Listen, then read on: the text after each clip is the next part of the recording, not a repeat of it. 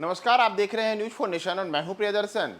बिहार के मुख्यमंत्री नीतीश कुमार ने एक बड़े सियासी घटनाक्रम में अपने ही दल के नेता और राज्यसभा के उपसभापति हरिवंश से मुलाकात की है। दरअसल जदयू सांसद हरिवंश को लेकर के पिछले कुछ दिनों से जदयू के खेमे में नाराजगी की बात कही जा रही है, क्योंकि हरिवंश लगातार सीएम नीतीश कुमार के उन निर्णयों से अलग जाकर के अपना फैसला ले रहे हैं जो जदयू को नागवार गुजार रहा है। चाहे नए संसद भवन के उद्घाटन का मामला हो या फिर कई अन्य निर्णय में, अगर हम अलग अलग हरिवंश और जदयू के साथ के रिश्तों की बात करें तो पिछले वर्ष अगस्त 2022 में नीतीश कुमार ने एनडीए से नाता तोड़ा और महागठबंधन की सरकार बनाई, तो उस समय भले ही जदयू एनडीए से अलग हो गया हो, लेकिन राज्यसभा के उपसभापति पद पर हरिवंश बरकरार रहे, यानी कि वे जदयू सांसद के तौर पर ही जदयू वहां पे राज्यसभा में उपसभापति बने रहे। उन्होंने अपना इस्तीफा नहीं दिया। इसे लेकर के लगातार सियासी गलियारे में कई चर्चा हुई कि आखिर हरिवंश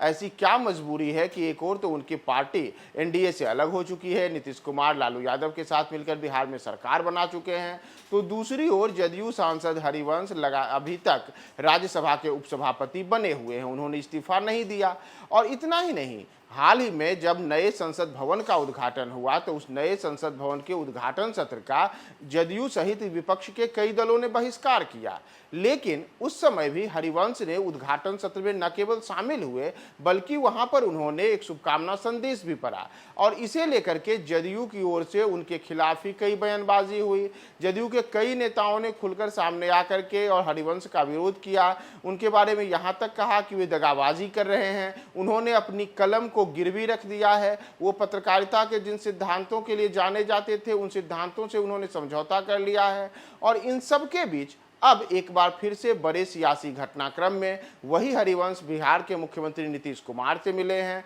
और उन दोनों की जो मुलाकात है, दोनों की मुलाकात पटना में हुई है। दोनों की मुलाकात करीब 1.5 घंटे तक चली है। तो एक और जदयू को और हरिवंश के रिश्तों में एक खटास की बातें लंबे अरसे से सामने आ रही थी, तो अब नीतीश कुमार से अचानक से हरिवंश का मिलना और दोनों के बीच में करीब 1.5 घंटे तक हुई जो ये मुलाकात है, इस मुलाकात के पीछे का एक जो मूल वजह है यह भी मानी जा रही है कि हरिवंश को लेकर के जदयू में जो एक विरोधाभास है उस पर तमाम तरीके की बात करने के लिए हरिवंश और नीतीश एक दूसरे से मिले थे। हरिवंश ने जिन बातों को लेकर के जदयू में उनके बारे में कही जा रही हैं उन पर नीतीश कुमार को सफाई दी होगी। साथ ही साथ नीतीश कुमार के सामने अब वो आगे क्या करेंगे इसे लेकर के भी दोनों नेताओं में चर्चा होने की बात कही जा रही है। दरअसल अगर हम नीतीश कुमार की बात करें तो पिछले 2 दिनों में नीतीश कुमार ने तमाम जदयू के सांसदों से मुलाकात की है और चूंकि हरिवंश भी जदयू के ही सांसद हैं तो एक कारण यह भी माना जा रहा है कि नीतीश कुमार ने अपने तमाम सांसदों को मिलने के लिए बुलाया था,